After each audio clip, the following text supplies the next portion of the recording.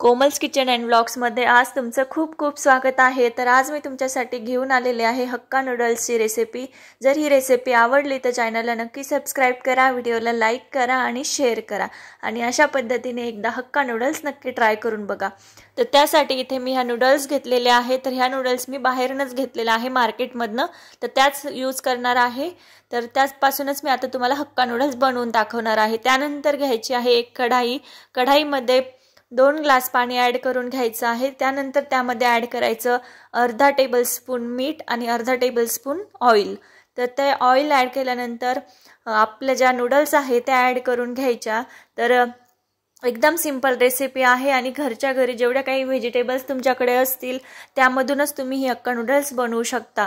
तर इथे बघू शकता तुम्ही, आता मी सर्व नूडल्स ॲड करून घेतलेले आहे। त्यानंतर आपल्याला आता ह्या नूडल्स 15 ते 20 मिनिटासाठी लो फ्लेमवरती छान शिजवून घ्यायचे आहेत। तर बघू शकता इथे आपल्या नूडल्स आता शिजत आलेले आहेत। तर बघा अशा पद्धतीने नूडल्स पहिलं शिजवून घ्यायचे आहे। तर व्यवस्थित आपल्याला ते शिजवायच्या। तर बघू शकता इथे मस्त आपल्या नूडल्स शिजलेले आहेत आणि आता आपण ह्या एका चाळणीमध्ये काढून घेणार आहे, थंड करून घेणार आहे। तर बघू शकता इथे मी आता हे सर्व नूडल्स एका चाळणीमध्ये काढून घेतल्या। त्यामध्ये आपल्याला आता थंड पाणी ॲड करून घ्यायचंय, नूडल्स व्यवस्थित थंड करून घ्यायच्या।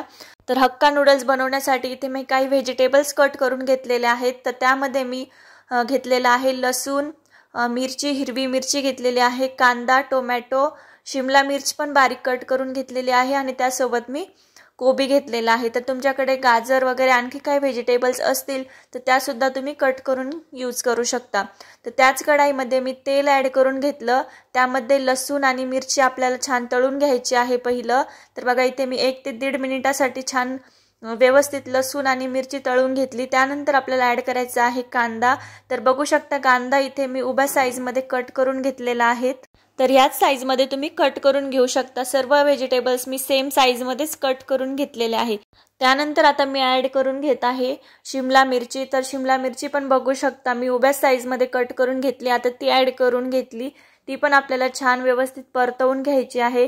त्यानंतर ॲड करायचा कोबी। तर बघू शकता कोबी पण मी उभ्या साईजमध्ये कट करून घेतलेला आहे आणि तो ॲड करून घेतला। त्यानंतर व्यवस्थित परत एकदा मिक्स करून घ्यायचं। तर त्यानंतर आपण आता ॲड करणार आहे टोमॅटो। तर बघू शकता इथे आता मी टोमॅटो पण ॲड करून घेणार आहे लगेचच। तर बघा इथे टोमॅटो ॲड करून घेतला। त्यानंतर परत एकदा व्यवस्थित मिक्स करून घ्यायचं। 1 मिनिटासाठी आपण आता छान ह्या व्हेजिटेबल्स शिजवून घेऊ। तर त्यानंतर आपण आता ॲड करून घेणार आहे सॉस। तर त्यासाठी मी इथे शेजवान सॉस घेतलेला आहे 2 टेबलस्पून। त्यानंतर टोमॅटो सॉस किंवा टोमॅटो जर केचप असेल तुमच्याकडे तर ते ॲड करून घ्यायचं। तर 1 टेबलस्पून मी इथे टोमॅटो सॉस ॲड करून घेतला। त्यानंतर 1 टेबलस्पून मी सोया सॉस ॲड करून घेतला आणि हाफ टेबलस्पून मी इथे व्हिनेगर ॲड करून घेतलं। या सर्व सॉसेस व्यवस्थित मिक्स करून घ्यायचे आणि त्यानंतर आता मी ॲड करून घेतल्या आहे आपल्या ज्या नूडल्स आपण शिजवून घेतलेल्या होत्या त्या ॲड करून घेतल्या। तर नूडल्स आपण शिजवून घेतल्यानंतर त्या व्यवस्थित थंड पाण्याने पहिलं थंड करून घ्यायच्या, म्हणजे आपले नूडल्स चिकट होणार नाही, व्यवस्थित सुटसुटीत सगळ्या नूडल्स आपल्या होतील। त्यानंतर 3 ते 4 मिनिट छान आपण आता ह्या शिजवून घेतल्या सॉसमध्ये। तर बघू शकता इथे मस्त आपल्या हक्का नूडल्स रेडी झालेले आहेत। तर ही रेसिपी जर तुम्हाला आवडली तर माझ्या चॅनलला नक्की सबस्क्राइब करा, व्हिडिओला लाईक करा आणि शेअर करा। आणि अशा पद्धतीने एकदम सिंपल पद्धतीने मी तुमच्यासोबत आज हक्का नूडल्सची रेसिपी शेअर केलेली आहे आणि अशा पद्धतीने एकदा नक्की ट्राय करून बघा। आणि माझ्या चॅनलवर जर कोणी नवीन असेल तर सबस्क्राइब करायला विसरू नका।